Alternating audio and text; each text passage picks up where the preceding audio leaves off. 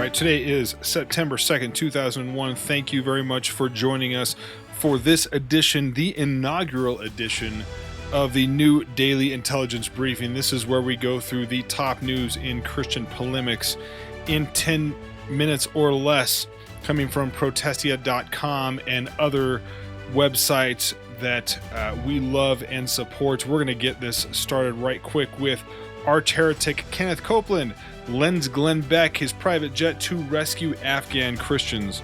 This is, of course, Kenneth Copeland of private jet fame doing this. The article says, when he's not claiming that COVID has been destroyed or throwing someone in a wheelchair to the floor, yes, you can see those links at Protestia.com, Kenneth Copeland occasionally does a good thing, this time lending Glenn Beck his private jet so it can be utilized to help Afghan Christians flee their country. In a message by Terry Copeland, Pearson's daughter of Kenneth Copeland and senior Pastrixes, which is, of course, not a thing, but that's what we call women who claim to be pastors, of Eagle Mountain International Church. During their August 29th Sunday service, she plays a clip of Glenn Beck appearing on Tucker Carlson's show where he specifically thanks Kenneth Copeland for loaning him his private jet to help transport himself and his team to the Middle East safely in order to help facilitate transfers of people. You can see this article at Protestia.com. Our next headline, Leaky Complementarian Matt Chandler participates in conference with a bunch of Pastrixes. Here we see the lineup for the quote-unquote First Impressions Conference. Matt Chandler, the Leaky Complementarian and woke charismatic pastor of the Village Church, head of Acts 29 Network, and prolific conference speaker who never met an invitation to speak he could turn down no matter what scoundrels and theological riffraff he was speaking alongside with. So this is Chandler drifting for years now, first comparing BLM leaders to prophets, saying that not participating in BLM marches is, quote, giving up our inheritance. We can see Matt Chandler up here with such reprobates as Prosperity Gospel Pastrix, quote-unquote Christine Kane, and with Life Church's Craig Groeschel, Ed Stetzer, who apparently, according to what I have been told, is a church planting expert. These are the people that are on this list with Matt Chandler, and I have not been able to figure out in conversations with people I know what exactly turned for Chandler, what turned him woke, what has presented the issues that he has had in recent years, but that is what it is. You can read that article at Protestia.com. Next headline, Charismatic Seer Jennifer Leclaire, inventor of the, quote, sneaky squid spirit, gets destroyed by Discernment minister. Leclaire, the former senior editor of the flagship Charisma magazine, as well as current senior leader of Jennifer Leclaire Ministries and Awakening House of Prayer. She is a person who frequently battles whole zoos of demons on a daily basis. Previously, this mainstream charismatic leader explained Christians ought to be wary and on guard for the, quote, merman spirit, an octopus spirit, and this is hyperlinked on Protestia.com, the wild ass spirit, and our personal favorite, the sneaky squid spirit that is defended by none other than apologist for all things insanely charismatic Dr. Michael Brown.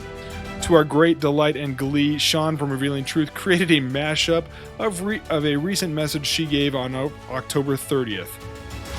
So you can find this on YouTube entitled Jennifer Leclaire Exposes Herself. You can also see it at Protestia. If you want to see the whole YouTube video with comments, just click on the title in the YouTube video on Protestia.com and you can see, or click the play button, you can see Jennifer Leclaire exposing herself.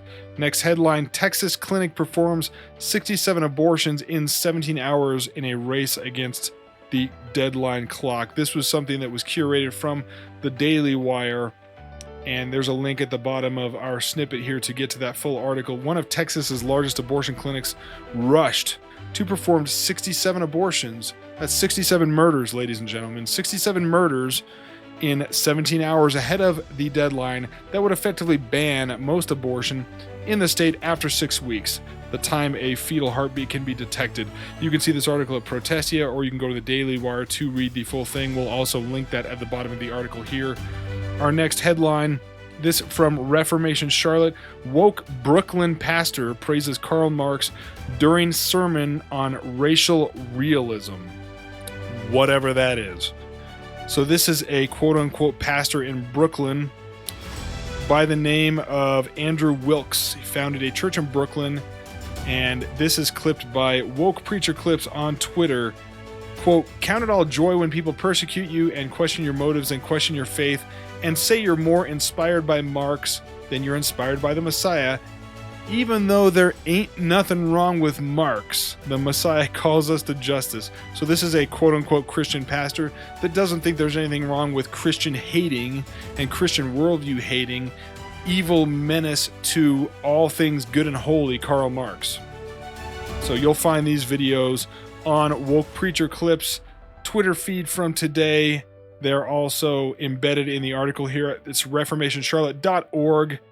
You go there to find out, read all sorts of wonderful polemics news, as well as an op-ed at Reformation Charlotte wondering about the Texas heartbeat bill that just went into effect and whether it's possible that that will actually create more abortions rather than less. A very interesting discussion. I recommend that you take a look at that article. It's at reformationcharlotte.org. Finally, our last headline for this episode, this is from Capstone Report: Lies, Damned Lies, and David French columns. And for those of you that read Protestia or follow Discernment blogs, you probably saw I put an op-ed up at protestia.com ripping David French a new one for his insane twisting of Martin Luther's letter to Johann Hess in 1527. And here at Capstone Report, they go into more detail here about the sort of David Frenchian version of evangelicalism and how wonderfully awful it really is. Says David French recycles the same column every few weeks. No, it isn't Orange Man bad. That repeated refrain was replaced by attacks on conservative evangelical Christians, the smug lecturers on politics and theology from a newly minted leftist. Yes, David French is a leftist. David French are filled with poor reasoning and fake news.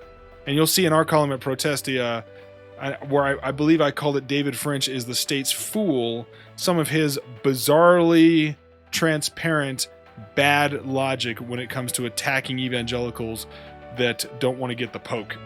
You'll see that at protestia.com, or I recommend you head over to capstonereport.com and check out this article and a few others on things that are going on in the world of Christian polemics today. Again, this article is entitled Lies, Damned Lies, and David French columns at Capstone Reports.